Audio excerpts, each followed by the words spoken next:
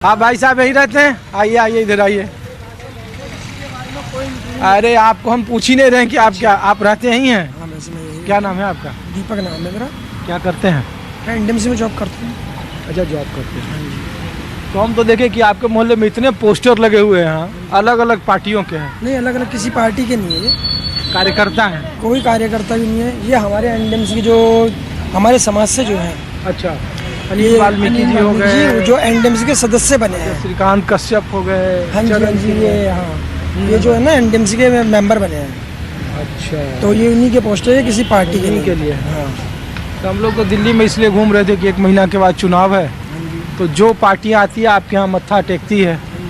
तो हमने पूछा कि भाई कौन सी ऐसी पार्टी है जो दलितों के हित की सबसे ज़्यादा बात करती है और ज़मीन पर सबसे ज़्यादा काम करती है।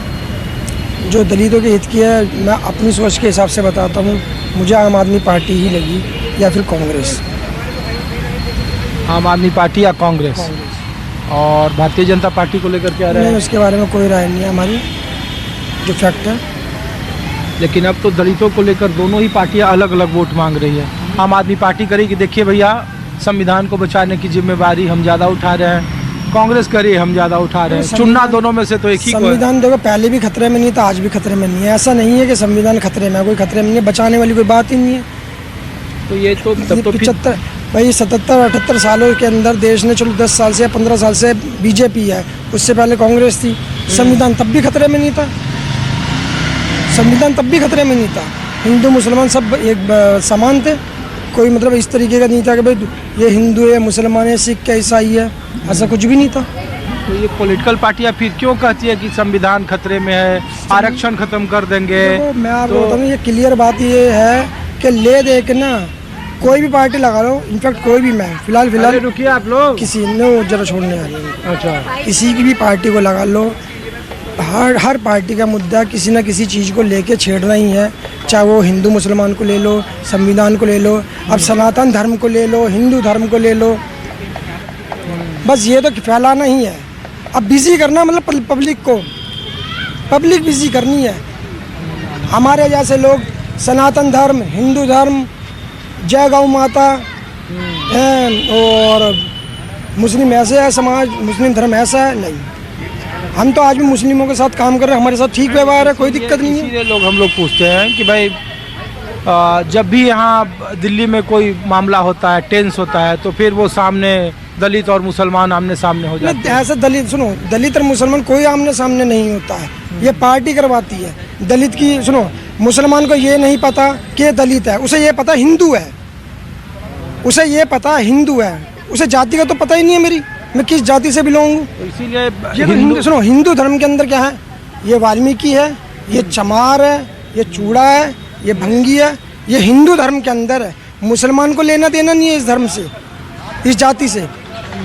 हिंदू यानी कि धर्म ले रहा जो है हिंदू ही ले रहा है। क्रिश्चियन लगा लो, अगर मैं क्रिश्चियनों के साथ जाता हूँ, क्या नाम है आपका? मेरा नाम दीपक, आप हिंदू हो? हाँ जी ठीक है। नहीं, तो हम तो इसीलिए पूछ रहे थे कि दिल्ली में सबसे ज़्यादा आम आदमी पार्टी भी आपके पास आएगी, कांग्रेस भी आएगी? नहीं, मैं देखो दोनों के सपोर्ट में हूँ, आम आदमी पार्टी और कांग्रेस के पूरा सपोर्ट में हूँ इनके। चुनाव में तो कोई एक ही के साथ जाएंगे। मैंने क्या कहा, इनके सपोर्ट में हूँ। मैं चुनाव के दौरान वो मेरी सोच होगी कि मेरे को किसे भी वोट देना है। वैचारिक तौर पर ये दोनों हाँ ये बिल्कुल। चुनना किसको है वो आखिरी वक्त वो में तय करें। मैं तय करूँगा ना। ठीक है, थैंक यू। चलिए, क्या सर आप यहीं रहते हैं? क्या नाम है आपका? हाँ, संदीप। नौकरी करते हैं या सरकारी नौकरी? हाँ, सरकारी नौकरी। अच्छा, तो हम तो आपके मोहल्ले में इसलिए आए कि अब यहाँ दिल्ली में चुनाव है और संविधान को लेकर सबसे ज़्यादा आपके जगहों पर लोग आते हैं कि भाई चलो बहुजनों के पास, चलो दलितों के पास। तो हम लोग पूछ रहे हैं कि सर दिल्ली का माहौल क्या है, आप लोगों को क्या लग रहा है? संविधान कोई मुद्दा है?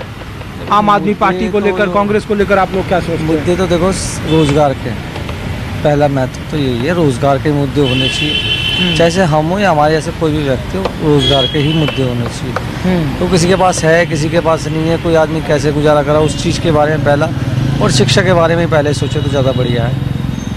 मुद्दे तो जीवन भर चलते रहेंगे।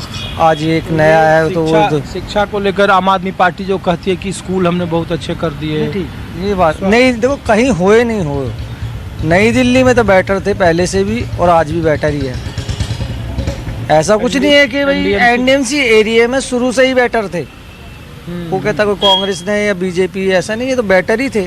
अब देख लो स्कूल आपको अंग्रेजों के ज़माने के स्कूल मिलेंगे यहाँ तो, ठीक है। और दूसरा कोई नया स्कूल किसी गवर्नमेंट ने बनाया ही नहीं है, लगभग तो उसी को तैयार कर दिया है।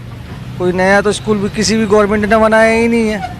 अब नई दिल्ली के एनडीएमसी एरिया तो बेटर है, ऐसे कुछ नहीं है। कभी देखो मुद्दे और क्या हो सकते हैं बड़े।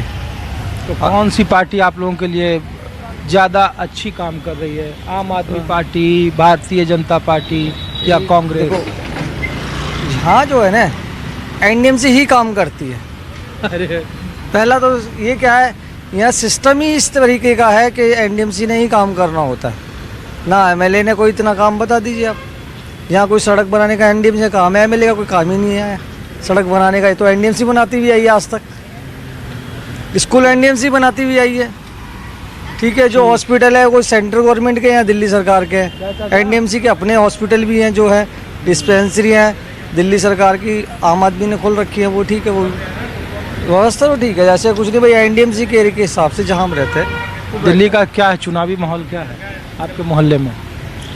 देखो कांग्रेस तो नहीं है फिलहाल तो जो अभी का है आम आदमी का और बीजेपी का ही कंपटीशन होएगा, अगर होता है तो।